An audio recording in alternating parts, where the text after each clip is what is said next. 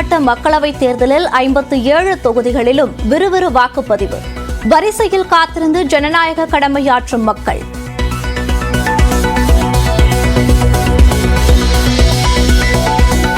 இறுதிக்கட்ட மக்களவைத் தேர்தலில் வாக்களித்த ஜே.பி. நட்டா, யோகி ஆதித்யநாத், லாலு பிரசாத் யாதவ்.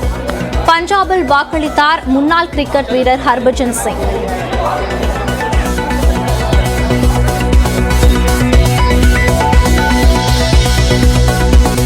டெல்லியில் இந்தியா கூட்டணி கட்சித் தலைவர்கள் இன்று ஆலோசனை.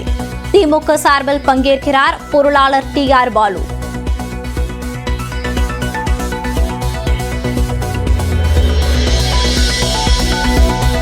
கன்னியாகுமரி விவேகானந்தர் மண்டபத்தில் தியானத்தை பிரதமர் மோடி இன்று நிறைவு செய்கிறார்.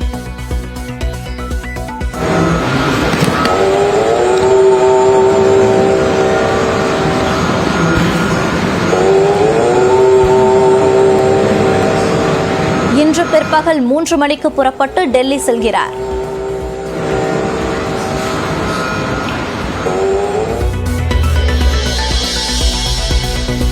விவேகானந்தர் மண்டபத்திற்கு மீண்டும் படகு சேவை தொடக்கம்.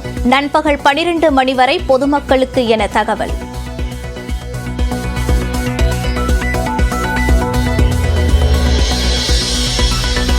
மாநிலம் முழுவதும் தாய்ப்பால் விற்கப்படுகிறதா என கண்காணிக்க உணவு பாதுகாப்புத்துறை ஆணையர் உத்தரவு. மாதாவரத்தில் தாய்ப்பால் விற்கப்பட்ட விவகாரத்தை அடுத்து முடிவு.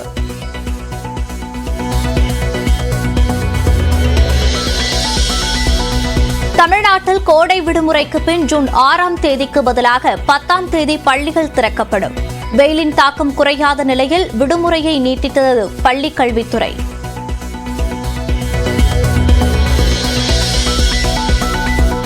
மதுரை, திருச்சியில் பெய்த மழையால் மக்கள் மகிழ்ச்சி. தமிழ்நாட்டில் இன்று 9 மாவட்டங்களில் கனமழை பெய்ய வாய்ப்பு.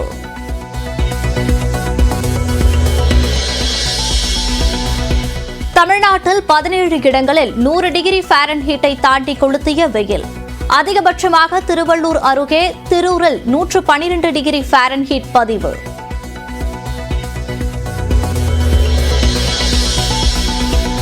சென்னையில் வடபழனியிலிருந்து கோடம்பாக்கம் செல்லும் சாலையில் திடீர் பள்ளம். வாகன ஓட்டிகள் யாரும் வராததால் நல்வாய்ப்பாக பெறும் விபத்து தவிர்ப்பு.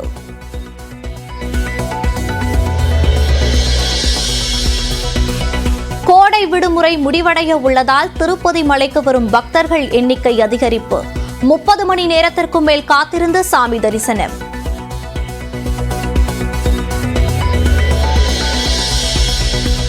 முல்லை பெரியாறு அணையிலிருந்து கம்பம் பள்ளத்தாக்கின் முதல் போக சாகுபடிக்காக தண்ணீர் திறப்பு. 14,707 ஏக்கர் இருபோக நிலங்கள் பாசன வசதி பெறும்.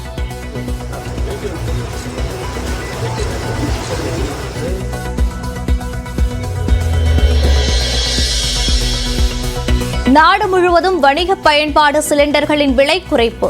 கடைகளில் பயன்படுத்தப்படும் மானியமற்ற சமையல் சிலிண்டர் விலை ₹70.50 குறைக்கப்பட்டுள்ளன.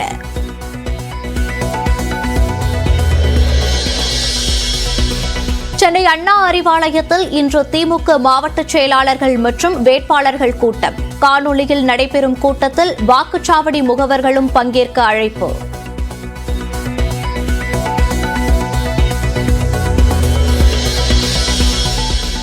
நேற்று ஓய்வு பெற்ற கூட்டத்தில் எஸ்பி வெள்ளதுரையின் சஸ்பெண்ட் உத்தரவு ரத்து என தகவல். மனித உரிமை ஆணையம் பரிந்துரைத்ததால் ஓய்வூதிய பணிக்கொடையில் 5 லட்சம் ரூபாய் பிடித்தம்.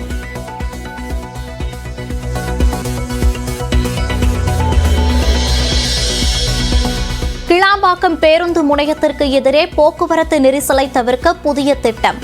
வண்டலூர் முதல் காட்டாங்குளத்தூர் வரை உயர்மட்ட மேம்பாலம் அமைக்க திட்ட அறிக்கை பணி தீவிரம்.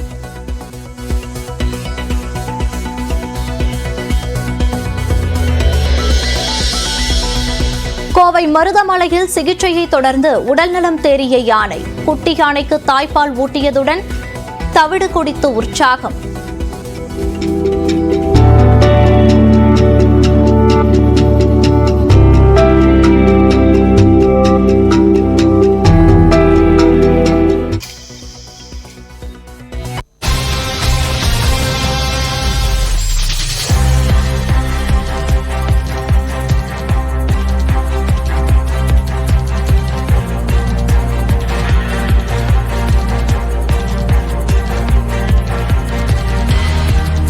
தற்போது கிடைத்திருக்கும் முக்கிய செய்தி, காலை 9 மணி நிலவரப்படி 11.31% வாக்குகள் பதிவாகி இருக்கின்றது. இதுகுறித்த கூடுதல் தகவல்களை நமது செய்தியாளர் ரகுவரன் வழங்க கேட்கலாம். ரகுவரன், தற்போது இந்த 9 மணி நிலவரப்படி அங்கு வாக்கு செலுத்த வரும் மக்களின் எண்ணிக்கை எப்படி உள்ளது?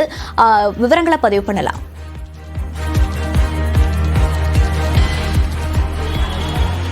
கடுமையான வெயில் வாரணாசி பகுதியில் அடிச்சிட்டு இருக்கு. நாம் தற்போது வாரணாசி பகுதியில் பிரதமர் நரேந்திர மோடி போட்டியிடக்கூடிய தொகுதியில தான் இருக்கிறோம். தற்போது 2 மணி நேர இந்த நிலவரப்படி பார்த்தீங்கன்னா கிட்டத்தட்ட 11% வாக்குப்பதிவாயிருக்கு. ஏன் அப்படின்னு கேட்டீங்க அப்படின்னா, மதியத்திற்கு மேல ஏன்னா காலையிலிருந்தே கடுமையான வெயில் அடிக்க தொடங்கி விடுகிறது. அதனால மக்கள் கூட்டம் காலையிலிருந்தே அதிகரித்து இருப்பதை பார்க்க முடிகிறது. வாரணாசி தொகுதியில பார்த்தீங்கன்னா அனைத்து தொகுதியுமே வாக்குச்சாவடிகளுமே பார்த்தீங்கன்னா ஒரு பதற்றமான சூழலில் இருக்கக்கூடிய வாக்குச்சாவடிகள் அப்படின்றதுனால பார்த்தீங்கன்னா கமாண்டோ படை துப்பாக்கி ஏந்திய கமாண்டோ படை பாதுகாப்போட இந்த வாக்குப்பதிவானது நடந்துட்டு இருக்கு. காலையிலிருந்து ஏராளமான மக்கள் நீண்ட வரிசையில் வந்திருப்பதை பார்க்க முடிகிறது. மக்கள் வருகைக்காக அவங்களுக்கு விழிப்புணர்வு ஏற்படுத்துவதற்காக பல்வேறு நிகழ்வுகள் செய்திருந்தாலும் மக்களுக்கு அவங்களுக்கு பாதுகாப்பான விஷயங்கள்னு சொல்லக்கூடிய தண்ணி, அதாவது இது எதுவும் ஹீட் ஸ்ட்ரோக் யாருக்கும் எதுவும் வந்துடக்கூடாது, ஏன்னா நீண்ட வரிசையில் வெயிலில் நிற்கும் போது எந்த பாதிப்பும் வரக்கூடாதுன்றதுக்காக இந்த மாதிரி பந்தல், சாமியான பந்தல் அமைக்கப்பட்டிருக்கிறத பார்க்க முடிகிறது. அது மட்டும் இல்லாமல் இந்த குளிர்ந்த நீர் கிடைக்க இந்த வசதிகளானது ஏற்பாடு செய்யப்பட்டிருக்கிறது. கேன்களில் அடைக்கப்பட்ட குளிர்ந்த நீர் வந்து செய்யப்பட்டிருக்கு. குறிப்பா பார்த்தீங்கன்னா இந்த எந்த விதமான பதற்றமான சூழ்நிலையும் வந்துட விடக்கூடாது அப்படின்றதுக்காக இருவேறு மத அடையாளங்களோடு வரக்கூடிய இருவேறு பிரிவினர்களுக்காக தனித்தனி பூத்துகள் அமைக்கப்பட்டிருக்கு. அதாவது மத அடையாளங்களோடு வரக்கூடியவர்களுக்காக இருவேறு பூத், ஒரு மதத்தை சார்ந்தவர்கள் ஒரு பூத்துலையும் மற்றொரு மதத்தை சார்ந்தவர்கள் மற்றொரு பூத்திலையும் செல்வதற்காக செய்யப்பட்டிருக்கிறது.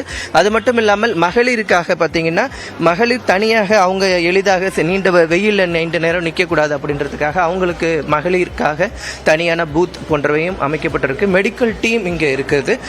அதனால மக்கள் அதிக வெயிலில் மதிய நேரத்தில் வரது வந்து எண்ணிக்கை வந்து குறையும் அப்படின்றதுனால காலை நேரத்திலே பார்த்தீங்கன்னா நம்ம வாரணாசி டவுனில் இருக்கோம். தற்போது கோயில் அருகே இருக்கக்கூடிய அந்த பூத்தில் பார்த்தீங்கன்னா மக்கள் இங்கே நீண்ட வரிசையில் நிற்கிறத பார்க்க முடிகிறது. மகளிருக்கு தனியாகவும் மேலுக்கு தனியான பூத் அமைக்கப்பட்டிருக்கிறதையும் நம்ம பார்க்க முடிகிறது.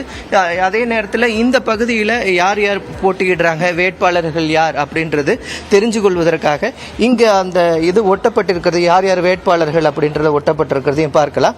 காங்கிரஸ் சார்பாக அஜய் ராய் போட்டியிடுறாரு, அவரோட அட்ரஸ் போன்றவை இருக்கக்கூடிய நிலையில் 3வது இடத்துல பார்த்தீங்கன்னா பாரத பிரதமர் நரேந்திர மோடி அவர்களுடைய புகைப்படம் ஒட்டப்பட்டு அவருடைய அட்ரஸ் போட்டிருக்காங்க.